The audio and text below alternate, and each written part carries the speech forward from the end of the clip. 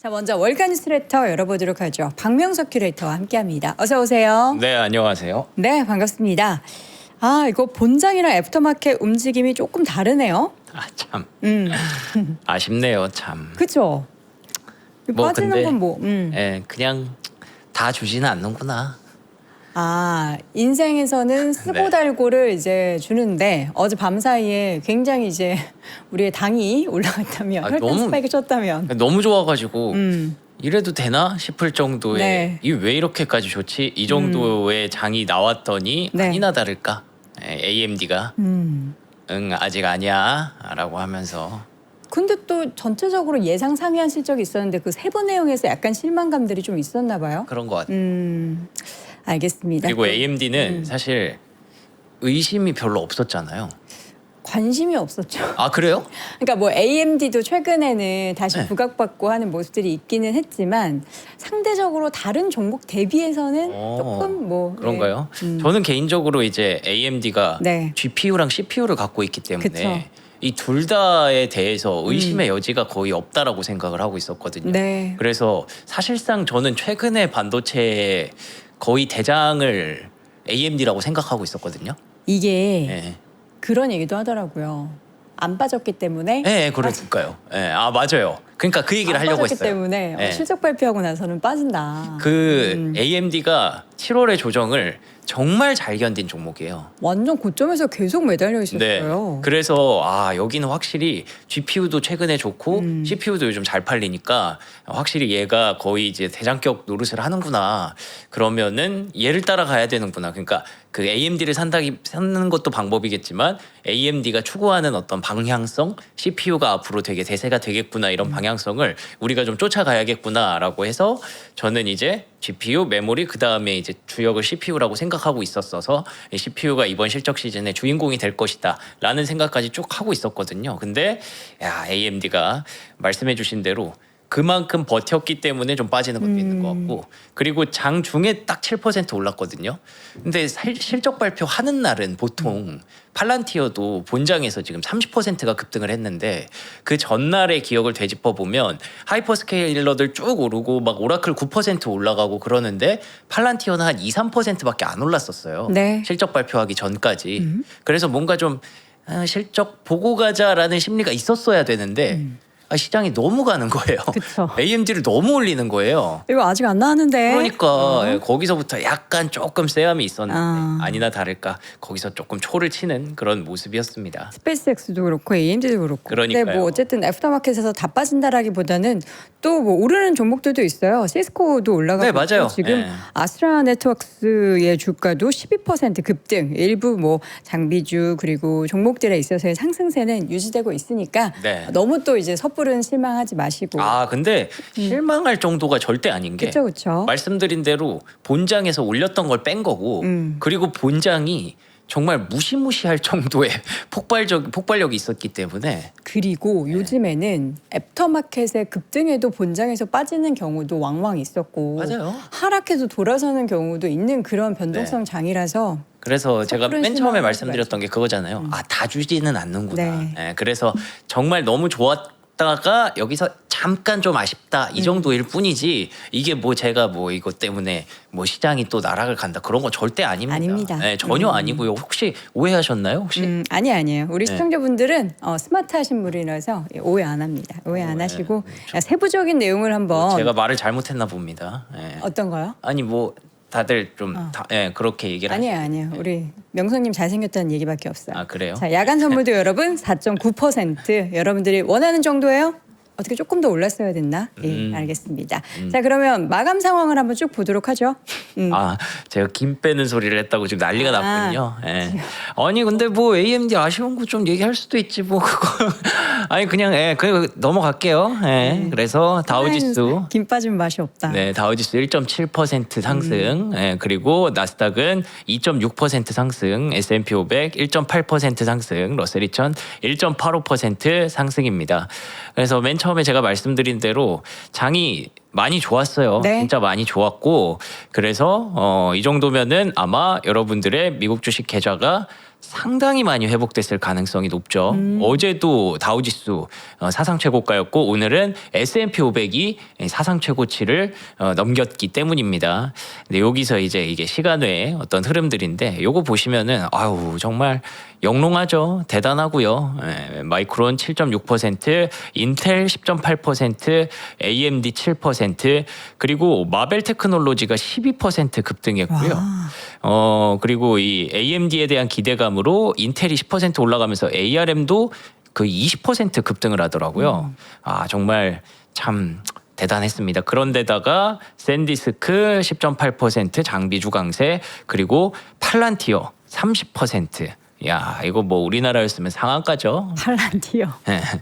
팔란티어 30% 진짜 오랜만에 봅니다. 어제 애프터마켓에서 저희가 한 10% 급등한다고 보통 그러니까요. 팔란티어 뭐 실적 발표하면서 빨랑 튀어 뭐 이렇게 얘기했는데 그러니까요. 와 진짜 많이 튀었네요. 그러니까 이게 좀 의미가 또 있는 게 이 소프트웨어랑 하드웨어가 퐁당퐁당했잖아요. 네네. 근데 어제는 팔란티어 쫙 땡기면서 여기 보시면 마이크로소프트도 올랐고 펠로알토도 올랐고 크라우드 스트라이크도 올랐거든요. 네, 그래서 소프트웨어 섹터가 다 좋았는데 그러면 보통 이제 반도체를 요즘에 눌렀는데 반도체까지 같이 끌어당겼다라는 거는 그만큼 시장의 힘이 좀 더 확보됐다는 거고 그 힘은 유동성이라는 뜻이고 유동성은 여기서 오겠죠. 10년물 국채 금리의 하락 그리고 아까 말씀해 주신 대로 유가.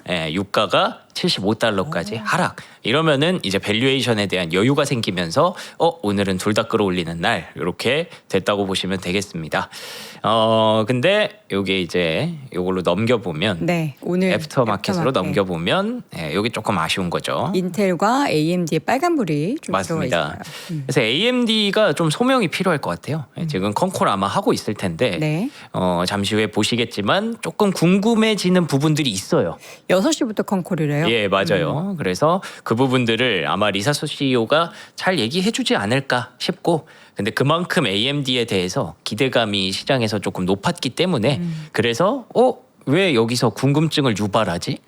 너는 궁금해지면 안 되는데, 너는 의구심이 생기면 안 되는데, 예, 그렇게 해서 잣대가 좀 높아진 게 아닌가 싶습니다. 네. 자 그리고 반대로 그래도 아리스타 네트워크스 12% 시간 외에 급등을 하고 있고요. 엔비디아도 또 올라가네요. AMD에 오히려 역으로 움직이는 모습이 상당히 인상적입니다. 그리고 스페이스X도 6.9% 하락인데 본장에서 9.4%가 급등을 했어요. 네. 그래서 이거 플러스 마이너스 하면 뭐 아직까지 뭐 좀 아쉬울 수 있지만 그래도 본장에서 워낙에 좋았기 때문에 그걸로 좀 위안을 삼아보자 이고 아스테라랩스도 낙폭 좀 커질 뻔하다가 많이 줄였네요. 그래서 빨간색 들어오고 있습니다. 그리고 러셀 2000도 초록불 이렇게 많이 들어오고 있고요. 달러 인덱스도 94.8이고요. 비트코인도 64,300달러 이렇게 진행이 되고 있습니다. 이게 뭐 AMD는 자본 지출이 좀 많았어가지고 우리가 돈 쓴다라고 하면은 약간 또 깜짝 놀라잖아요 한 번씩. 맞아요. 그 AMD는 돈을 많이 벌었고 네네. 뭐 다른 것들은 다 상회했는데 그 말씀하신 그 캐펙스가 어디다가 돈을 썼지? 그러니까요. 네, 그러니까 그런 게 좀 궁금해지는 부분이 있고 매출 가이던스가 플러스 마이너스를 제시했거든요. 네. 근데 그거 다 더해서 보면은 야 AMD는 기대치보다 조금 더 좋았어야 되는데 그거랑 거의 맞았어요.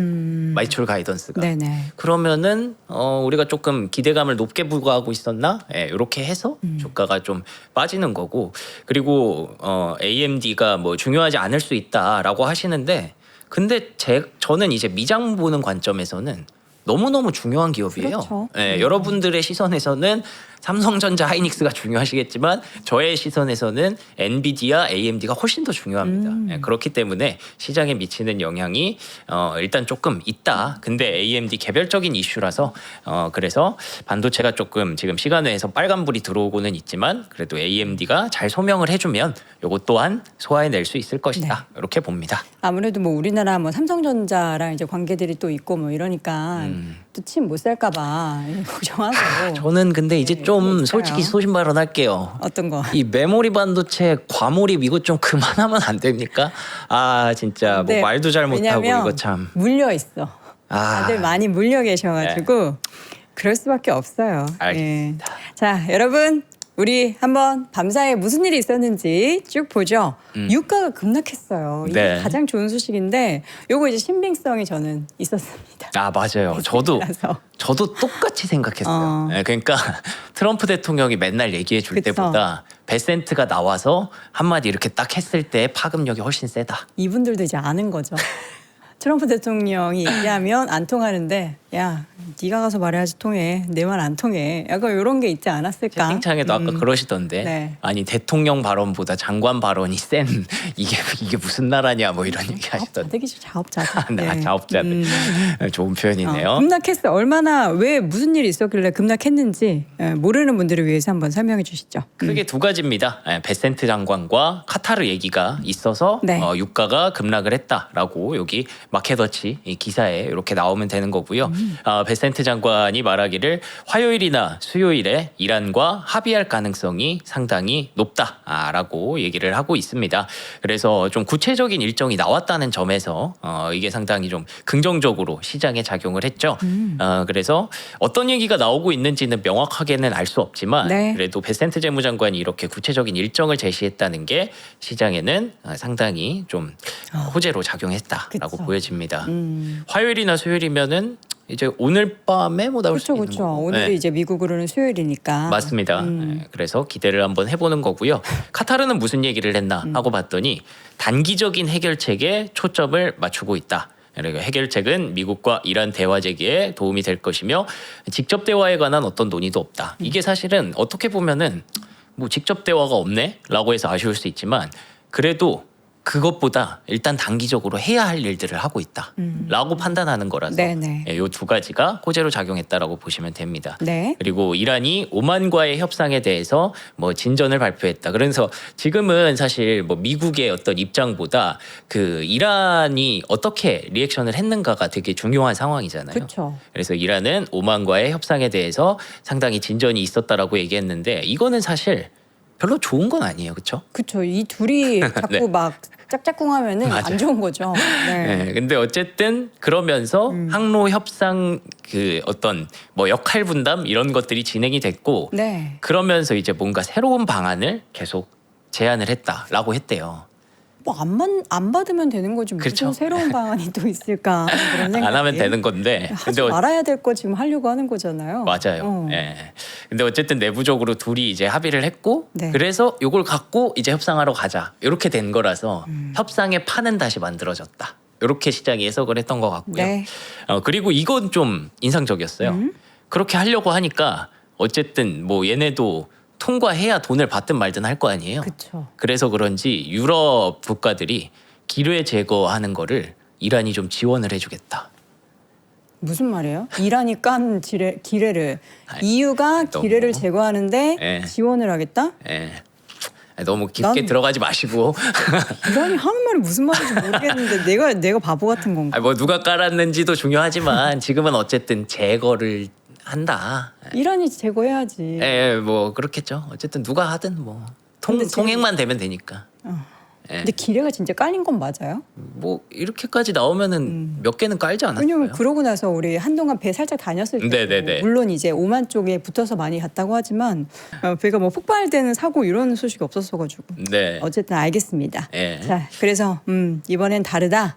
맞습니다. 그래서 어쨌든 이런 의지가 있다는 거고요. 예, 그래서 이란이 조금은 뭔가 이제 협상 테이블로 나왔나 보다 정도로 이제 시장에서 인정을 하게 된 것 같습니다. 그래서 이게 호르무즈가 계속 이제 닫힐 것이냐 아니면 다시 열릴 것이냐에 대한 기대감이 쭉 내려가다가 그리고 나서 다시 올라가기 시작했어요. 12월 1일 전에 42%가 다시 개항이 될 것 같다라고 긍정적으로 평가를 하고 있는데 네.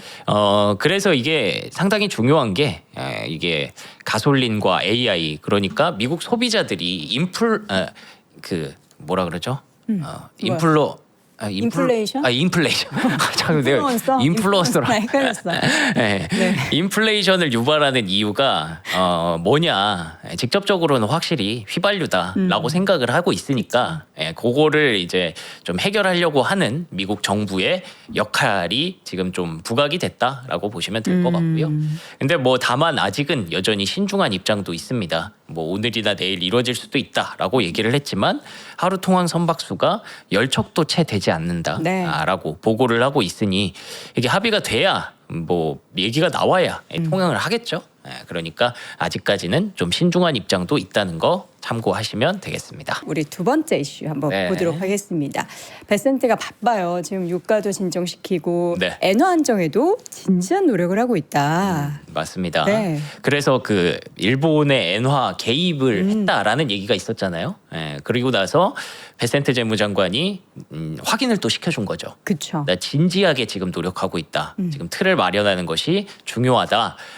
어제 뭐 트럼프 대통령은 그 얘기했죠. 그거 우정의 표현이었다라고 네. 얘기했었는데 베센트 재무장관도 진지하게 노력을 하고 있다라고 하면서 그래서 이제 결국에는 유가를 잡으려고 하는 노력에 뭔가 발언을 했고 이 엔화를 좀 안정시키려는 노력에 또 뭔가 발언을 했고 이게 결국에는 어제도 말씀드렸다시피 금리를 좀 잡으려는 그런 의지가 좀 진심이다라는 걸로 공통점이 교집합이 생기는 거잖아요. 그래서 그것도 좀 긍정적으로 봤던 것 같아요. 그래서 엔화 개입에 대해서 뭐 엔화의 약세는 다른 통화의 약세로 이어질 수 있기 때문에 그걸 막기 위해서 내가 좀 나선 거다. 뭐 진의가 뭐냐라고 이렇게 계속 시장에서는 궁금해하는 거죠. 이랬던 네. 적이 없었는데 그래서 이게 긍정적으로 또 작용을 했고요. 그리고 사실 많은 분들이 좀 잊고 계실 수도 있지만 이번 주가 실적보다도 이제 고용 지표가 나오는 주간입니다. 고용이 어때요? 지금 나오는 데이터 보면 좋은 것도 있고 항상 안 좋은 것도 있고 하잖아요. 고용은. 사실 그래서 네. 결과가 어떻게 나오든 간에 네. 시장의 해석이 중요할 것 같아서 그쵸. 지금은 조금 애매해요. 계속 잘 나오다가 못 나오다가 이게 계속 그 변동성이 좀 커져가지고 네. 고용에 대해서도 근데 어쨌든 우리는 지금 금리가 높다에 지금 제한이 좀 걸려 있으니까 그래서 6월 구인 건수가 예상치를 하회했으면 그러면 시장은 좀 긍정적으로 반영을 했겠죠. 그래서 이것도 금리에 호재가 됐습니다. 네. 다만 연준의 폴슨 총재는 지금은 인플레이션이 너무 높다. 그래서 낮추고 싶다라는 얘기. 그리고 연준은 그걸 할 수 있는 여력이 있을 것 같다라고 얘기를 하면서 여전히 좀 변수로 작용하고 있는 상황이라서 그래서 지금 뭐 유가도 그렇고 금리도 그렇고 변수는 있으나 오늘은 시장에서는 긍정적인 부분을 봤다. 이렇게 보시면 되겠습니다. 네. 자, 그래서 지금 S&P 500이 여러분 신고가예요.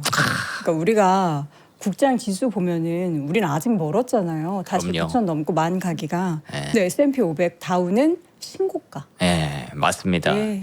그래서 시선을 좀 열어야 그쵸. 이런 것들을 좀 볼 수 있습니다, 여러분들. 예, 참고하시고요. S&P 500이 그래서 7,736까지 사상 최고치를 이렇게 썼습니다. 네. 어제는 다우지수가 사상 최고치를 갔고요. 오늘은 S&P 500이 사상 최고치를 갔습니다. 나스닥만 가면 되는데 나스닥이 갈 수 있을지는 잘 모르겠어요. 결국에는 나스닥이 올라가는데 키는 여러분들 잘 아시다시피 반도체가 쥐고 있기 때문에 이게 27,000을 넘어갈 수 있으려면 반도체가 하루 정도는 오늘처럼 더 올라가 줘야 나스닥도 신고가를 갈 수 있다라고 보시면 되겠습니다. 참 이 시타델이 요즘 신났습니다. 시타델이 근데 운영하는 규모가 엄청 뭐 경단이에요, 진짜? 모르겠어요. 아니 저는 사실 시타델을 막 자주 언급했지 않았거든요. 그렇죠. 그 정도까지는 근데 아니었죠. 요즘에는 시타델 너무 자주 언급하는 것 같아요. 그러니까 시타델이 딱 그 레오폴드 자산을 인수하자마자 네. 이 시장에 확실히 변화가 있는 거잖아요, 지금.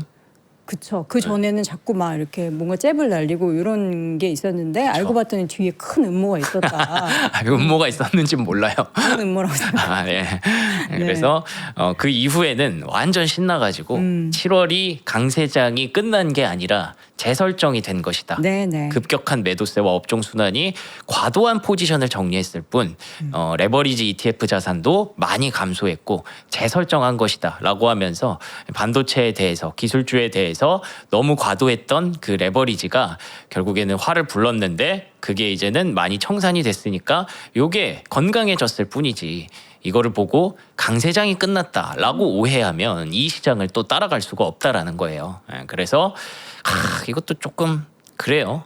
헤지펀드가 그동안 엄청 팔았잖아요, 기술주를. 확 샀네요. 갑자기 다시 돌아왔습니다.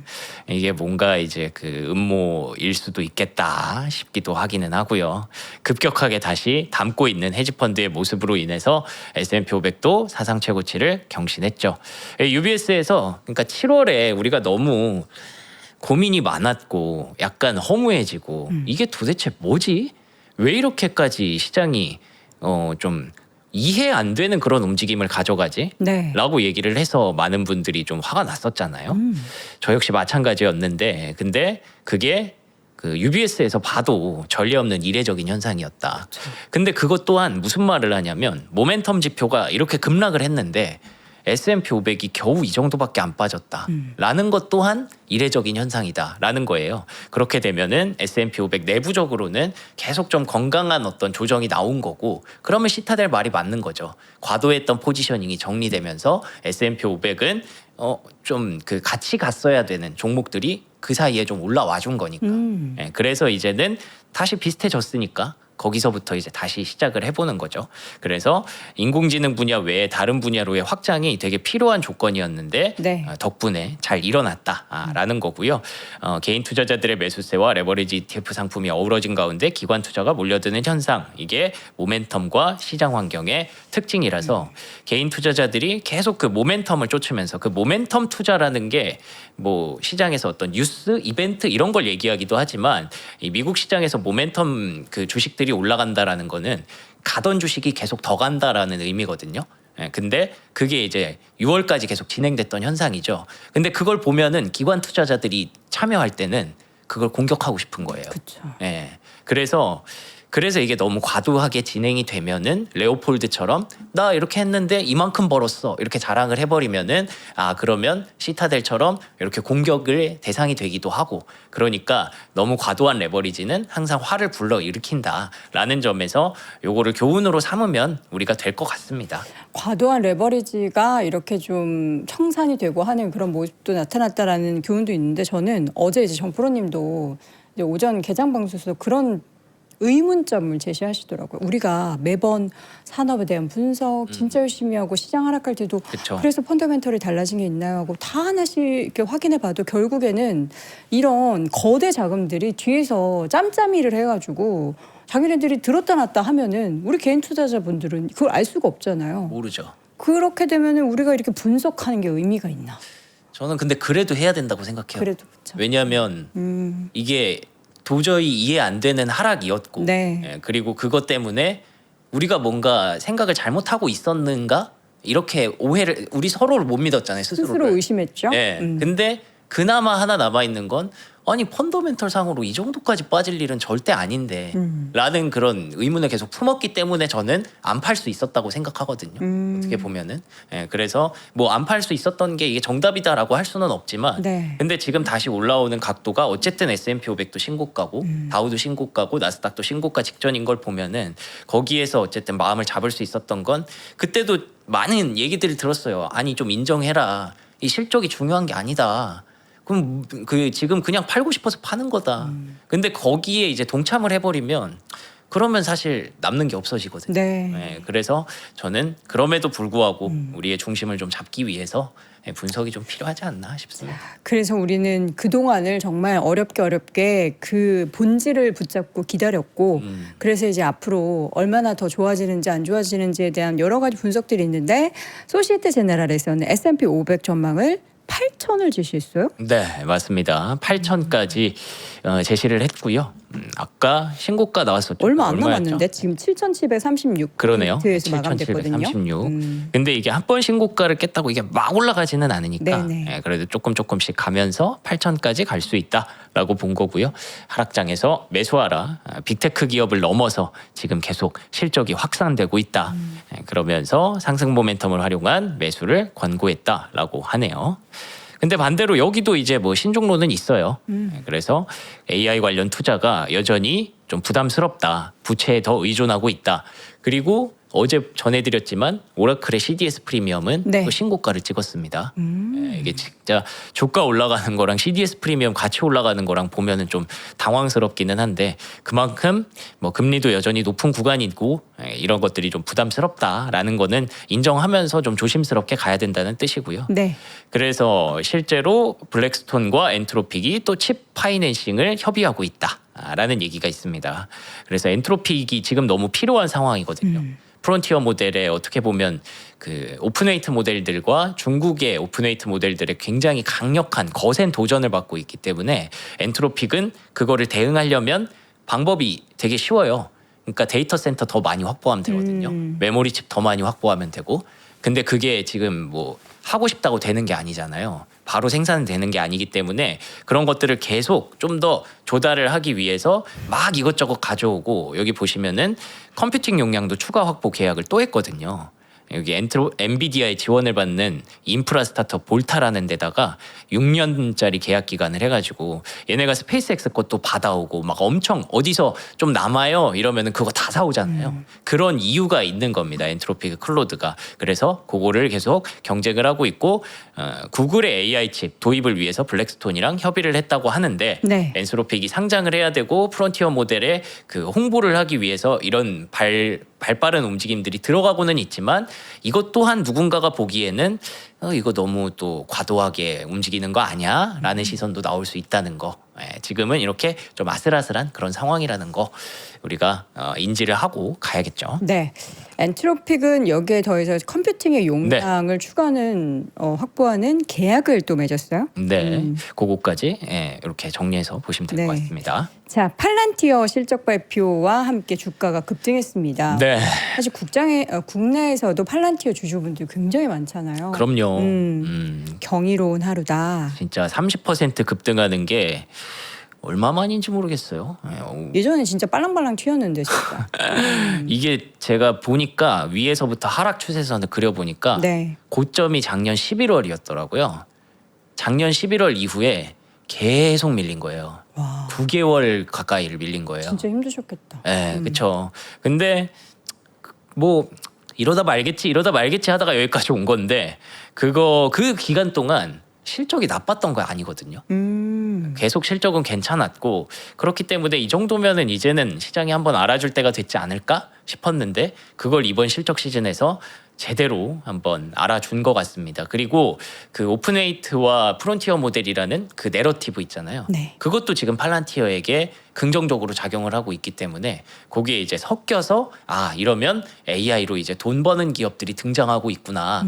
그래서 지금까지의 내러티브는 하이퍼스케일러가 캐펙스 투자하고 그걸 하드웨어가 다 받아간다. 에서 끝났지만 지금은 굉장히 좀 다각화됐죠. 하이퍼스케일러도 이렇게 캐펙스 투자를 많이 할 수 있는지에 대한 궁금증이 있고 너네 AI로 돈 벌 수 있어에 대한 궁금증이 있었는데 그걸 클라우드로 해소를 해주면서 하이퍼스케일러가 지난주까지 강한 탄력을 보였고 그러면 AI로 돈을 벌 수 있구나. 클라우드가 돈을 버는 경로는 뭘까? 오픈웨이트가 등장하면서 AI 모델들의 경쟁이 생기면 거기서 비용을 조금 적게 나갈 수가 있겠구나. 클라우드 기업들 입장에서는. 그러면 이제 LLM 모델, AI 모델은 굉장히 다각화가 되는 거고 네. 다양해지면 다양해질수록 사실 클로드나 오픈 AI 입장에서는 그다지 좋지는 않아요. 경쟁사들이 많이 생기는 거기 때문에. 근데 팔란티어 입장에서는 할 일이 또 많아집니다. 그래서 이제 팔란티어에게 간밤에 굉장히 높은 점수를 줬다라고 보시면 될 것 같고요.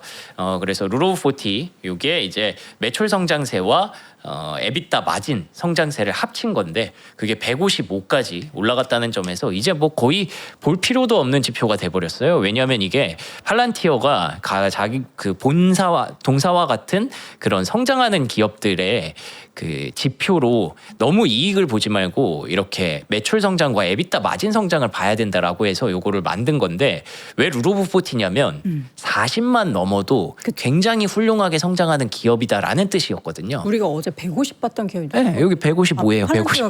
150이었고. 네, 155까지 나온 상황에서 계속 성장을 하고 있는 거죠. 네. 근데 시장의 잣대는 이 밸류에이션과 너네 이익 좀 덜 나오잖아라고 해서 조금 아쉬웠는데 그거를 한 번에 쏟아내는 그런 모습이 나왔습니다. 네. 그래서 핵심을 굳이 꼽자면 상업 부문 매출이 150% 급증했다는 거죠. 이게 바로 그겁니다. 정부만 붙어 있었는데 상업 부문에서 오픈웨이트 모델과 점점 더 LLM 모델의 다각화가 되고 시장에서는 야 프론티어 모델 그거 비용 너무 비싸 토큰 너무 많이 써 그러면서 우리 자꾸 토큰 제한해 그러면서 오픈웨이트가 필요해 라는 내러티브로 가고 있기 때문에 그래서 팔란티어가 할 일이 많아질 거다라고 추론을 했는데 그게 증명이 됐다 이렇게 보시면 되겠습니다. 네. 역시 알렉스 카프는 워딩이 세요. 이게 이 덴처를 찾아보니까 틀니가 맞더라고요. 틀니가 다 빠질 듯한 실적? 뭐 그 정도로 놀라운 실적이었다라고 뭐 넘어갈게요. 어떤 의미인지 모르겠어요. 이게 엄청 놀랍다라는 거죠. 대단하다라는 거고. 그래서 그런지 마이클 버리가 팔란티어와 오라클에 대한 풋옵션 포지션을 롤오버 없이 청산했습니다. 물론 숏 포지션은 계속 보유하고 있는데 이게 뭐냐면 이번까지의 어떤 그 만기가 있는 풋 옵션은 청산을 한 거예요. 근데 팔란티어에 대한 숏은 계속 가져간다는 점에서 이 기업이 비싸다라는 얘기는 하지만 단기적으로는 더 이상 숏치기는 조금 그렇다라고 해석할 수도 있는 부분이라서 이런 얘기도 있었다 참고하시면 되겠네요. 네, 첫 번째로 팔란티어의 실적 그리고 그 의미 있는 내용들 짚어봤고요. 마이클 버리가 풋 방금 했습니다. 옵션을 청산을 한 그래요? 네. 미안해요. 그래서 그다음 이슈는 그럼 뭐예요? 그래서 이제 팔란티어 CEO가 뭐라고 했는지 조금 더 들어보면서 여기서 제가 앞서 말씀드린 오픈웨이트 모델 얘기를 좀 더 할 건데요. 네. 그러니까 지금 더 이상 모델 자체가 해자가 아니라는 거예요.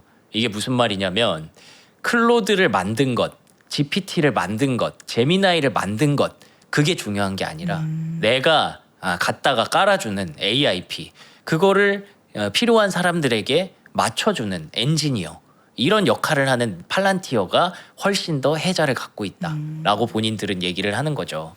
여러분들도 이제 AI 많이 써보시는 분들은 알겠지만 이게 코딩을 배운 사람과 안 배운 사람의 차이가 현격히 나거든요.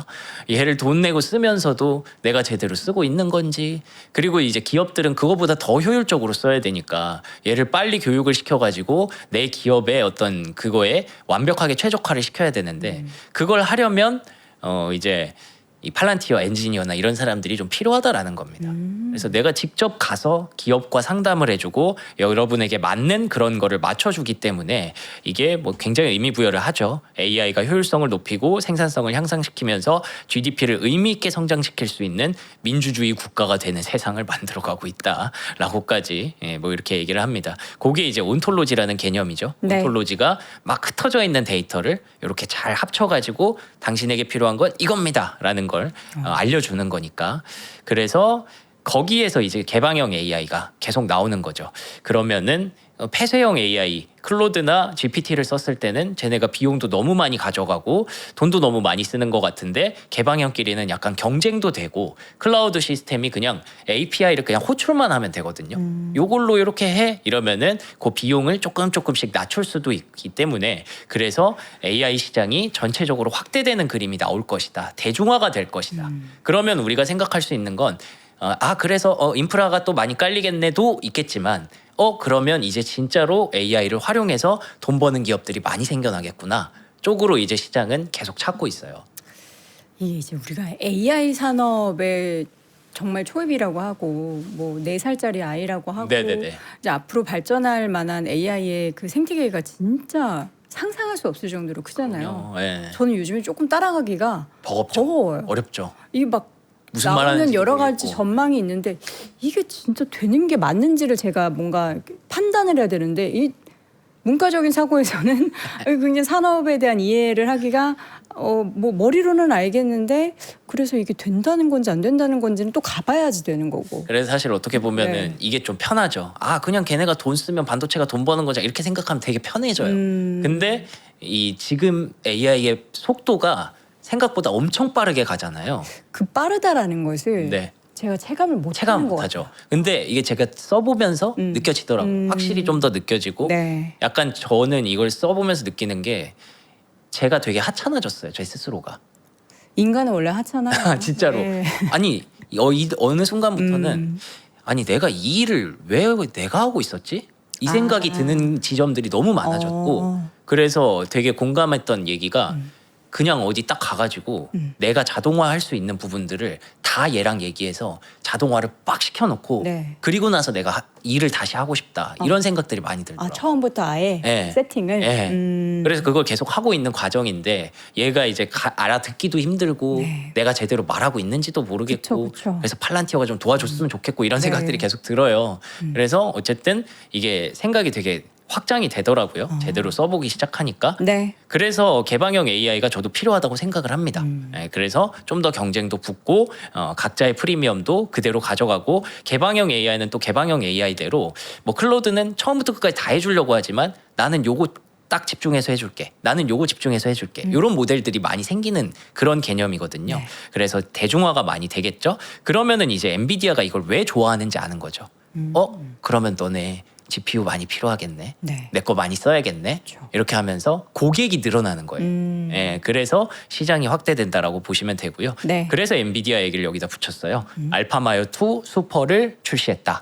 예, 그래서 자율주행도 그렇게 되면은 계속 좀 더 당겨질 수 있겠죠. 사람들이 많이 써주는 게 사실 AI 시대의 대중화에는 되게 중요하고 AI 발전에도 되게 중요하거든요. 네. 사람들이 많이 써서 각자의 그 AI를 학습시켜야 AI가 발전하는 거니까. 그래서 자율주행도 더 빨라질 수 있고 이런 생각을 지금 하고 있습니다. 네. 예, 그래서 뭐 이런 것도 있었다 정도로 보시면 되겠네요. 명성님이 진짜 설명을 잘해줘. 나한테 떠먹여주고 있어. 밤에도 이렇게 방송할 때 다 시청자분들에게 친절하게 알려줘요?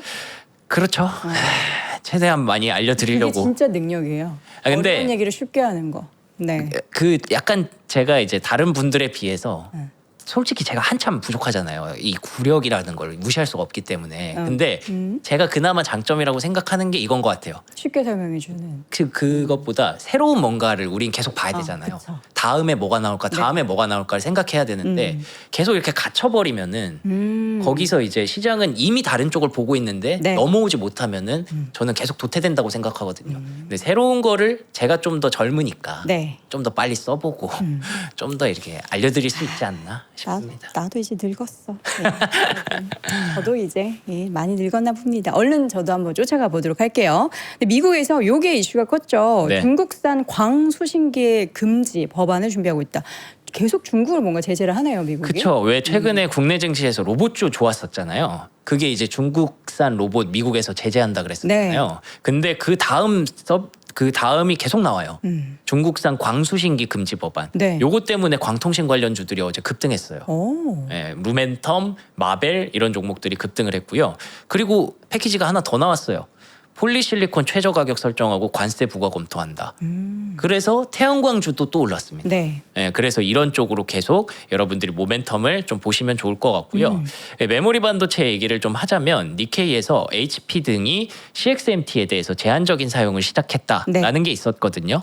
그래서 이게 약간 어떻게 보면 뭐 마벨이나 뭐 ARM이나 이런 종목들에 비해서 마이크론이 조금 덜 올라간 것도 있었는데 근데 월가에서는 그런 게 지금 중요한 게 아니다. 메모리 반도체에 대해서 엄청 어제 목표가 상향이 엄청 많이 나왔어요. 그래요? 네, 특히 하이닉스에 대해서 엄청 많이 나왔고 얼마까지 올라갔어요? RBC에서는 $200. 근데 뭐 내용은 여러분들 다 아시는 내용이에요. 너무너무 여러분 저보다 훨씬 더 잘 아시는 내용이니까 그냥 한번 읽어보시면 될 것 같고 켄터 피츠제럴드에서는 $300까지 냈습니다. 네. 그러니까 이게 7월에 그런 하락들에서 이 메모리 반도체가 매수 기회가 됐다라는 얘기들을 되게 어제는 신기할 정도로 하이닉스에 대한 목표가 상향이 되게 많이 나오더라고요.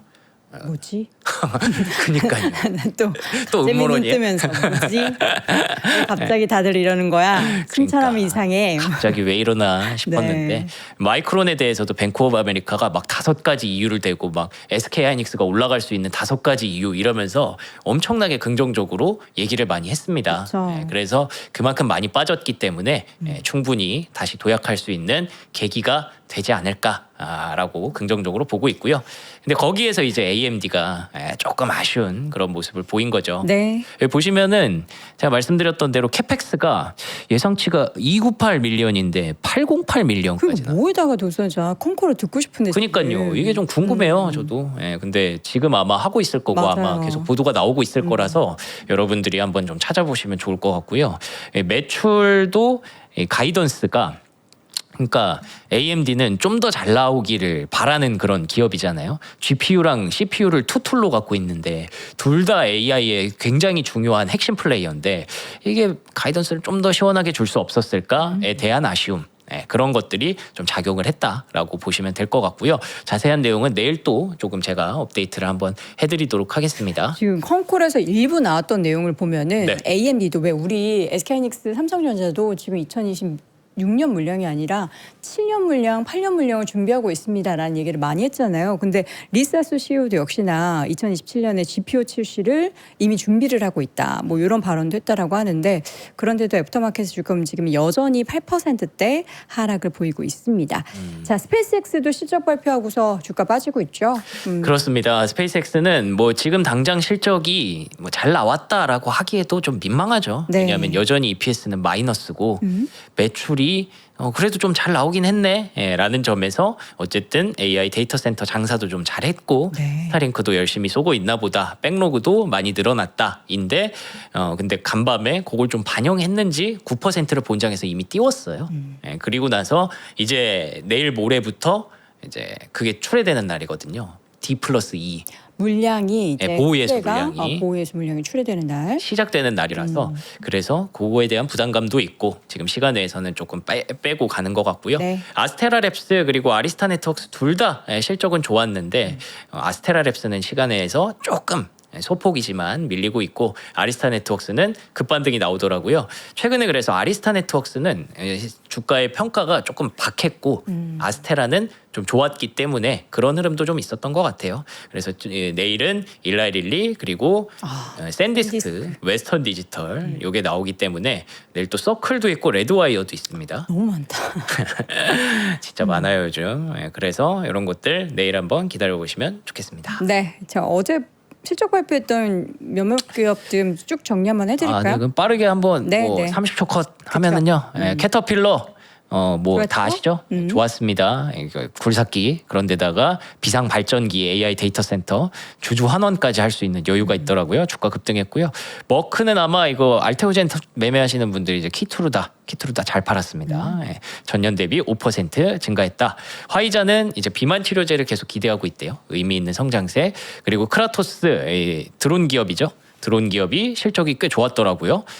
EPS가 전년 대비해서 91%나 늘었어요. 확실히 드론이 이번 이란 전쟁 통과하면서 뭔가 되게 중요도가 높아졌습니다. 주가 급등하고 있고요. 윈리조트와 부킹홀딩스 여행 관련 종목들도 여가 관련 종목들도 시간에서 실적이 나쁘지 않았습니다. 근데 맥도날드랑 쿠팡은 곳곳에 좀 구멍이 났죠. 확실히 뭐 그렇게 지금 경기가 막 소비 경기가 막 좋은 건 아닌가 봐요. AI 쪽으로 많이 쓰고 있고 이쪽은 조금 아쉬운 모습 보였습니다. 자, 오늘도 또 겨울사님께서 어제에 이어서 오늘도 좋은 아침이다. 시원한 커피 한 잔. 또 주셨어요? 이거 제가 봤을 때는 15,000원을 계속 주시는 거 보니까 10달러를 주셔서 이게 환율 계산해서 이렇게 되는 것 같아요. 그렇죠? 미국에 계시나? 구글 주식이었고 마이크론 테크놀로지 주식이 있다 하면서 이제 인증을 해주셨습니다. 감사합니다. 여러분, 저희는 이제 아침에 커피 먹기 전에 일단은 배를 좀 채울게요. 오늘은요, 제 개인적으로 강남면옥 간지 진짜 오래됐는데 강남면옥의 이 소갈비 저 진짜 좋아하거든요. 오. 여기에 밥 마지막에 이게 볶아 먹고까지 이게 되게 그 대가 큰 거 알고 계신 분들은 아실 거예요. 강남면옥의 소갈비찜 입에서 살살 녹습니다. 근데 요거를 집에서 이제 드실 수 있도록 밀키트로 나왔는데요. 냄비에 10분만 끓이면은 완성이 됩니다. 천연 과일 연육으로 연육을 부드럽게 과일 넣어가지고 이 고기 육질이 되게 부들부들하게 그러니까 먹으면은 그냥 입에서 녹아요. 그래서 진짜 맛있어요. 개인적으로 굉장히 좋아해서 30대 땐 진짜 많이 갔는데. 아 진짜요? 네, 유명한 진짜 데구나. 좋아해가지고 진짜 많이 갔어요. 여기 사람들 항상 웨이팅이 많았던 걸로 기억하는데 30년 전통의 한식 명가 강남면허 여러분들 진짜 맛있는 소갈비찜을 저희가 가지고 왔고요. 요거 호주산 청정우 소갈비를 사용을 합니다. 제가 한번 맛 살짝 볼게요. 제가 태어나서 새벽 6시 50분에 소갈비는 처음 먹어보거든요. 소갈비찜은. 아 언제 먹어도 맛있네요. 이거는 밤 12시에 먹어도 맛있고 저는 보통 소갈비찜 먹으러 갈 땐 과식을 하게 되는 거예요. 저녁에 먹으면은 너무 이제 늦게까지 잠이 안 오니까 점심 때 가서 밥까지 볶아서 비벼가지고 진짜 맛있다. 진짜 소갈비찜. 맛있어요. 진짜 오랜만에 먹는다. 여러분들 진짜 맛있으니까 요거는 49,800원이면 진짜 저렴한 거거든요. 꽤 가격대가 있기 때문에 함께 하시면 좋을 것 같고요. 이어서 오늘은 다 저에게 적합한 제품들이 많이 나오네요. 저는 여러분들께 몇 번 말씀드리지만 짠순이에요. 뭘 잘 안 바꿔. 근데 제가 요새 최근에 핸드폰 액정이 깨졌어요. 지금 깨졌는데 그냥 액정 바꾸는데도 되게 비싸가지고 그냥 돈 아까워서 안 바꾸고 있는데 주식 사야지 그 돈으로. 지금 갤럭시 AI 최초 S24 모델 알고 계시죠? 요거 핫딜가로 제가 가져왔습니다. 저처럼 휴대전화 돈 아까워서 안 바꾸셨던 분들 요 정도는 조금 괜찮지 않나요? 49만 원대 핫딜가로 49만 8천 원을 준비했습니다. 블랙과 그레이, 바이올렛, 옐로우 컬러까지 단말기, 유심핀, 보호 케이스, 보호 필름까지 통신 3사, 뭐 알뜰폰 다 5G 공기계로 활용을 할 수 있기 때문에 여러분들이 원하는 거 기존에 가지고 계셨던 거 공기계라서 그냥 칩만 끼우시면 됩니다. 그 외관 상태는 케이스 사용 시 커버가 가능하다는데 뭐 깨끗한데요? 문제 없습니다. 여러분들 저렴한 가격으로 휴대전화 바꾸고 싶으셨던 분들은 요거 갤럭시 S24 함께 하시면 좋을 것 같습니다. 모든 관련한 샘플화될 내용은 영상 아래 링크 통해서 상세 페이지 확인해 보시면 좋겠습니다. 자, 지금까지 월간 뉴스레터 박명석 큐레이터 함께 했고요. 잠시 후에는 김유진 박사님 모시겠습니다. 고맙습니다. 감사합니다.